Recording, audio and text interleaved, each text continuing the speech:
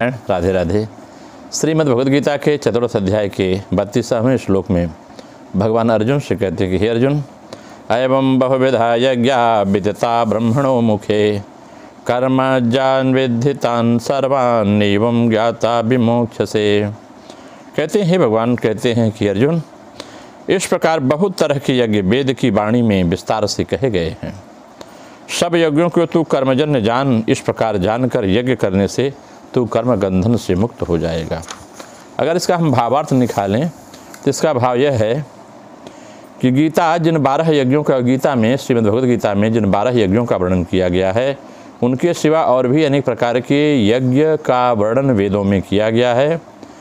कारण है कि साधकों की प्रवृत्ति के अनुसार उसकी निष्ठाएं भी अलग अलग होती हैं और उसके अनुरूप उसके साधन भी अलग अलग होते हैं।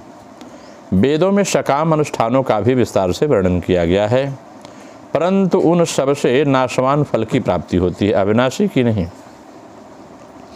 इसलिए वेदों में वर्णित सकाम अनुष्ठान करने वाले मनुष्य स्वर्गलोक को जाते हैं और पुण्य क्षीण होने पर पुनः मृत्यु लोक में आ जाते हैं। इस प्रकार जन्म मरण के बंधन में पड़े रहते हैं। परंतु यहाँ गीता में उन सकाम अनुष्ठानों की बात नहीं की गई है। यहाँ निष्काम कर्म रूप इस यज्ञों की बात की गई है, जिनके अनुष्ठान से परमात्मा की प्राप्ति होती है। वेदों में केवल स्वर्ग प्राप्ति के साधन सकाम अनुष्ठानों का ही वर्णन है, ऐसी बात नहीं है। उनमें परमात्मा के साधन रूप श्रवण मनन निधिध्यासन प्राणायाम समाधि और अनुष्ठानों का भी वर्णन हुआ है। यज्ञ वेद से उत्पन्न हुए हैं और सर्वव्यापी परमात्मा उस यज्ञों के नित्य प्रतिष्ठित विराजमान हैं।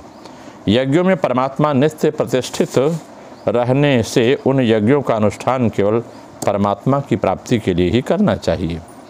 कर्मजान वृद्धि ही, वे सबके सब कर्म यज्ञ कर्मजन्य है अर्थात कर्मों से होने वाले हैं।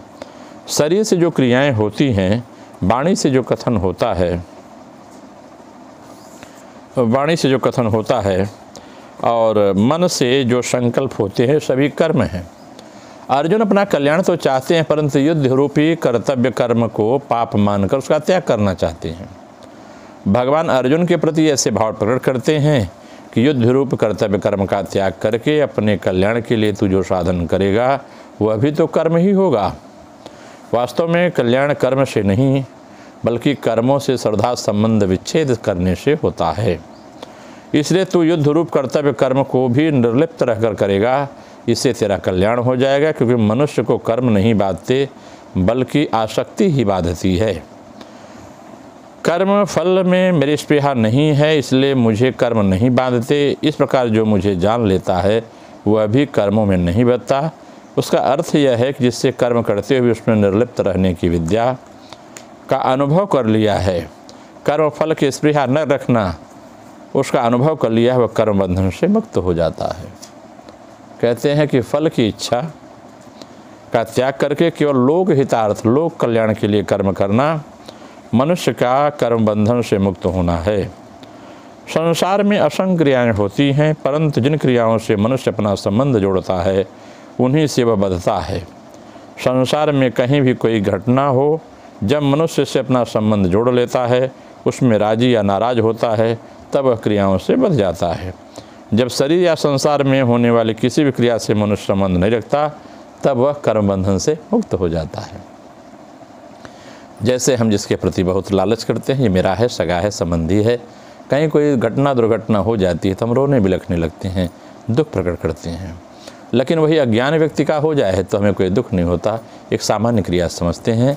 इसलिए मनुष्य को अपने जीवन में जो भी क्रियाएं होती हैं उसे सामान्य रूप से दर्शन करना चाहिए, उस कर्म में बंधना नहीं चाहिए। इसकी अगर हम आध्यात्मिक व्याख्या करें तो यह बात और स्पष्ट होकर सामने आती है। आध्यात्मिक व्याख्या समझ में आती है, इसमें भगवान ने क्रिया योग के माध्यम से चर्चा किया है। भगवान कहते हैं कि यज्ञ ही क्रिया योग है। क्रिया योग का असली अर्थ है यज्ञ, एक प्रकार प्राण यज्ञ है ये। इसका अनुष्ठान ठीक ठीक होने पर यज्ञेश्वर को तृप्ति मिलती है। जिसके अंदर बैठा हुआ शरीर के अंदर परमात्मा है, वो तृप्त होता है। ब्रह्मज्ञ गुरु के मुख से इस साधन क्रिया का उपदेश प्राप्त कर उसके अनुष्ठान में लगने से नाना प्रकार की उन अवस्थाओं को व्यक्ति प्राप्त करता है। उस अवस्थाओं में स्थिरता ही सर्वश्रेष्ठ है। उसमें प्रतिष्ठित होने पर साधक जीवन मुक्त हो जाता है। भ्रूमध्य में दृष्टि स्थिर रखते हुए, यहाँ स्थिर रखते हुए कानों में सहस्त्रार पर एक साथ ध्यान, श्वास की गति एक साथ केंद्रित करके ध्यान करने पर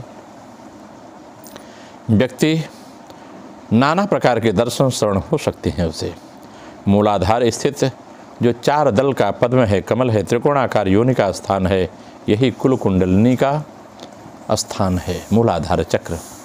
सुषुम्ना उस योनि स्थान से आज्ञा चक्र तक फैली हुई है। साधना द्वारा मूलाधार स्थित प्राणशक्ति यानी कुंडलिनी को मेरुपथ से आज्ञा चक्र तक में जाकर जब स्थिति लाभ करती है तो कर्मातीत या निष्क्रिय पद प्राप्त होता है। निष्क्रिय पद प्राप्त कर लेने पर कर्मातीत है, क्रिया के द्वारा ही उस अक्रिय और क्रिया रहित पद का संधान मिलता है। यह प्रकृष्ट रूप से प्राप्त होने पर भी साधक मुक्ति का लाभ प्राप्त करता है। काल से कर्म अर्थात सृजन और संहार होता है, इसी कारण सब काल के वश में होते हैं और काल किसी के वश में नहीं होता। यह काल ही महाकाल में विलीन हो जाता है। यह महाकाल ही क्रिया की परावस्था है। क्रिया द्वारा क्रिया की परावस्था प्राप्त होने पर काल यानी प्राण शक्ति माया महादेव महाकाल के साथ एक हो जाता है। तो सहस्र पुरुषा सहस्राक्ष सहस्रपात भुजंगम षडुतो दशांगुलम्मा एतावानस्य महिमा एतावानस्य महिमा यथो तथो जायस्य पुरुष पादोश्य विश्वाभूतानि त्रिपादस्य अमृतं दिवि। यह विश्वव्यापक विराट पुरुष के अनंत मस्तक चक्षु और पद हैं। वह पृथ्वी पर सबसे भीतर भ्रू से ब्रह्मरंध्र पर्यंत 10 अंगुल के बीच है। यह उसकी महिमा है। इसी कारण वह परमात्मा को हम श्रेष्ठ पुरुष कहते हैं। अखिल संसार यानी ईड़ा और पिंगला में सदा वह सुखी सदा रहने पर अमृत प्राप्त होता है। परव्योम में क्रिया की परावस्था को उसकी स्थिति प्राप्त होती है। इसलिए हम प्राणपान वायु जिसे अनुलोम विलोम कहते हैं, इसको ध्यानस्थ करके चक्रों के साथ जब अनुभव करेंगे तो हमें उसका लाभ मिलता है। नमो नारायण। राधे राधे।